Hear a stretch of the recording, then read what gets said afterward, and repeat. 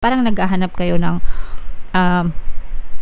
kakalinga sa inyo, or yung kahit na yung ano lang, parang trabaho na feeling mo valued ka and respected ka, mga kapiksi. Pero matatapos din, ayan o guys, oh, diba? Kita mo, sobrang iyak ka. Sabi ko nga sa inyo, yung iba sa inyo, parang hindi kayo nakakatulog sa gabi. Yung iba naman guys, parang kulang yung tulog nyo. Kasi parang hindi lang isa yung trabaho ng iba. Pwedeng multiple, no?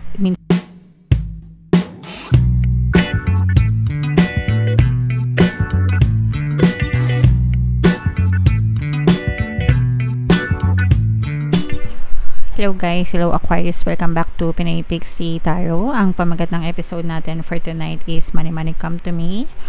Ito yung ating money reading para ngayong August para sa Aquarius, Sun, Moon, Rising, Sign, and Venus. Unahin natin itong deck na to guys. Tingnan natin yung mga money manifesting technique para sa inyo. Abundance, wow, grabe.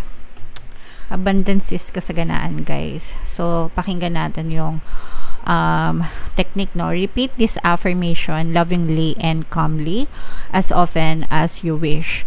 I have everything that I desire. My life overflows with abundance and I am open to receiving the gifts of the universe now. Truly believe what you are saying. So, pwede nyo i-pause yung video guys kung gusto nyo, tapos kopyahin nyo itong affirmation na to. I have everything that I desire. My life overflows with abundance and I am open to receiving the gifts of the universe. Okay, so this is just one sample na mga positive affirmations regarding sa abundance or sa money, mga kapiksi. Actually, kahit ano namang affirmation, basta affirmation na makakatulong sa inyo, connected sa desire nyo, mga kapiksi, you can say that as long as it resonates with you, guys. And dito sa channel natin, when it comes to money, tatlong affirmations yung talagang recommended ko. And una, money money come to me. I-comment nyo sa comment section guys, no? Money money come to me. Palagi ako may pera, palagi ako nagkakapera. I'm the king of abundance, I'm the queen of abundance, guys. Okay, so yung tatlong yun talagang tested, proven ko na, mga kapiksi, kaya nga sinishare ko sila sa inyo. Okay, sobrang simple, sobrang swak, sobrang straight to the point, sobrang effective. Pero guys, kahit anong money affirmations pa yan, as long as it resonates with you, nakaka-resonate kayo, and as long as tawag dito, supporting siya sa desire nyo, you can say those affirmations. And the trick is, you have to say those affirmations always, over and over and over again, para talagang masaturate yung subconscious mind nyo. Ang reason guys, ang dahilan kung bakit nagsasabi tayo ng mga affirmations is para ma-program yung ating subconscious mind ng mga positive statements na yon. Especially kapag you're coming from a negative situation, kung marami kang kahirapan, ganyan, di ba? Syempre, pag nakaka-experience ka ng kahirapan, ng mga problema, ng mga challenges, ng mga kakapusan, ibig sabihin nun, yung subconscious mind mo, nalulunod din sa mga problema. Nalulunod siya sa mga thoughts, sa mga isipin ng mga problema, lack of money, walang pera, kapos, yan. So, ibig sabihin, doon, yun yung dominant sa subconscious mind mo. And para mabaliktad yung iyong sitwasyon, kailangan baligtarin mo rin yung dominant thoughts sa iyong subconscious mind. Kaya ka mag-a-affirm, okay? So, yun yung purpose ng affirmation, mga kapiksi, okay? So, again guys, you have to say those affirmations over and over and over again hanggang sa napapansin mo na unti-unti nang gumagaan yung pasok ng pera sa buhay nyo, mga kapiksi, okay? Hindi naman to instant, hindi naman ito madalian, hindi ito magic, mga kapiksi. It's a system, no? It's a system na, alam mo yun, parang ifo-follow mo lang and viola, no? It will happen, mga kapiksi. Okay? So, if meron kayong mga favorite na money affirmations, guys, i-comment nyo din sa baba kasi yung iba, kanya-kanya tayo ng mga favorite na affirmations. Yung iba, sinasabi nila, I'm a money magnet, ganyan. So, kahit anong gusto nyo, mga kapiksi. comment nyo na rin sa baba para mabasa din ng iba nating mga subscribers or mga iba nating viewers, mga kapiksi. So, i-share nyo yung mga affirmations nyo. I-type nyo sa comment section. Okay? Alright. So, tingnan natin guys kung anong paparating sa inyo sa kaperahan. Ngayong August, shuffle ko to guys. Habang sinashuffle ko to, panoorin nyo muna yung video natin regarding sa ating paano mag-manifest ng abundance video course. Kapiksi, sawa ka na ba sa mga struggles at hirap sa buhay mo? Masipag ka ba at masikap sa buhay ngunit hindi ka pa rin umaasenso? Ilang beses ka na bang nag-attempt mag-negosyo at mag-invest pero palagi ka pa rin nalulugi? Sa pagkakataon na ito ay maaaring may subconscious beliefs ka na nagiging balakid sa iyong pag-unlad at pagyaman. Introducing, paano mag-manifest ng abundance video course. Dito ay matututunan mo ma-overcome ang mga balakid mo para tuluyan ka ng umunlad, umasenso, sumagana, maging matagumpay, successful at maswerte sa iyong kabuhayan, pera, trabaho, negosyo sa lapi at kaperahan ng bonggang-bongga. Dali, mag-send na ng email sa pinoypixitaro@gmail.com at simulan na ang iyong pagyaman ngayon. Alright, so sa lahat ng gusto mag-avail ng course guys, mayroon tayong discount until July 31. Magbibigay ako ng 500 pesos na discount mga kapiksi, so i-avail nyo na, sobrang ganda yan.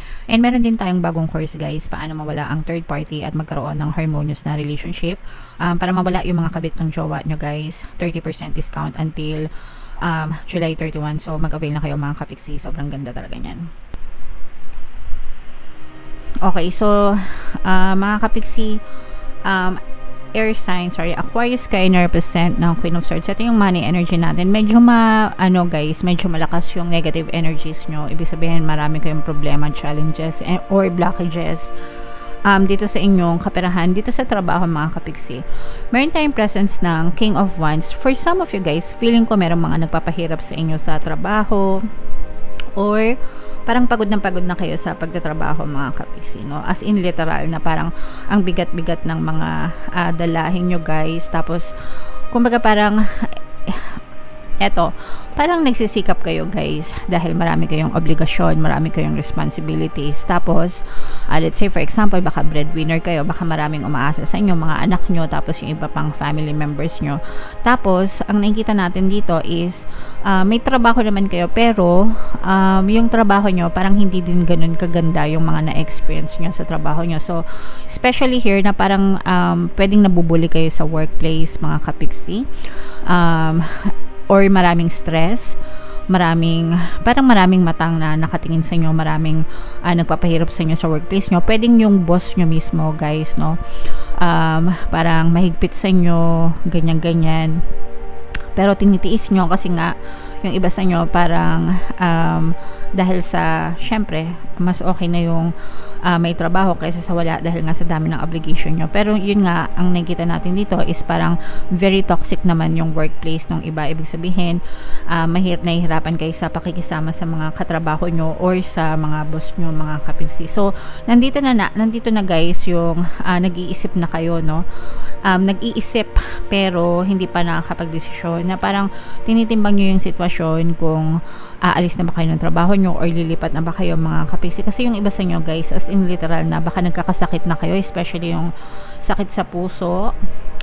Parang yung iba sa inyo parang hindi na kayo masyadong nakakatulog sa gabi sa pag-aalala. Nag-aalala na kayo sa gastusin nyo sa bahay, sa buhay, tapos nag-aalala pa kayo sa trabaho nyo, ganyan. So yung iba sa inyo parang nagkakasakit na, pero nag-iisip na kayo na parang lumipat ng trabaho or maghanap ng ibang mapagkakakitaan mga kapiksi. Doon sa parang naghahanap kayo ng kakalinga sa inyo, or yung kahit na yung parang trabaho na feeling mo valued ka and respected ka mga kapiksi. Pero matatapos din, ayan guys, diba? Kita mo, sobrang iyak ka. Sabi ko nga sa inyo, yung iba sa inyo parang hindi kayo nakakatulog sa gabi. Yung iba naman guys, parang kulang yung tulog nyo kasi parang hindi lang isa yung trabaho ng iba. Pwedeng multiple, no? Minsan kasi yung iba, lalo na yung ibang nasa ibang bansa, no? Kasi mataas yung cost of living. Mga 2-3 trabaho sila sa isang araw para lang magkasya yung kanilang kinikita. And yun kasi yung hindi nalalaman, naintindihan ng ibang tao. Kala nila porket nasa abroad mayaman na. Hindi ganun guys, kasi yung iba nating kababayan, talagang yung iba I know this for a fact kasi meron akong kaibigan sa Canada. So, 2-3 yung part-times niya, no? Para lang magkasya yung kinikita nila, mga kapiksi. So, yung iba sa inyo, parang ganon yung na-experience nyo, guys, para lang pagkasyahin yung mga kinikita nyo, and yung iba parang nakukulangan na kayo sa tulog. Pero, ang maganda naman sa inyo, guys, is kahit papano, parang laban lang, no? Hindi pa rin kayo sumusuko kahit nahirap na kayo. So guys, kung merong makakatulong sa inyo, especially sa mga kamag-anak nyo, kasi medyo mabigat yung burdens dito sa inyo, guys, and wala tayong nakikitang improvement ng sitwasyon nyo as of now, Aquarius, no? Pero pwede kayong umiba ng direksyon, mga kapiksi, no? At saka pwede kayong humingi ng tulong. Pero yung iba kasi sa inyo, parang kayo na yung pinaka maaasahan sa bahay nyo, kayo na yung pinaka magaling, pinaka dependable, ganyan. So parang yung iba sa inyo, wala na rin kayong mahinga ng tulong kundi sarili nyo. So pag-ingatan nyo na lang, guys, yung kalusugan nyo, and kung meron kayong ibang option, mga kapiksino, hanap-hanap kayo sa paligid nyo, kasi baka mamaya meron pa palang mas magandang trabaho na mas okay yung boss, 'di ba? Mas okay yung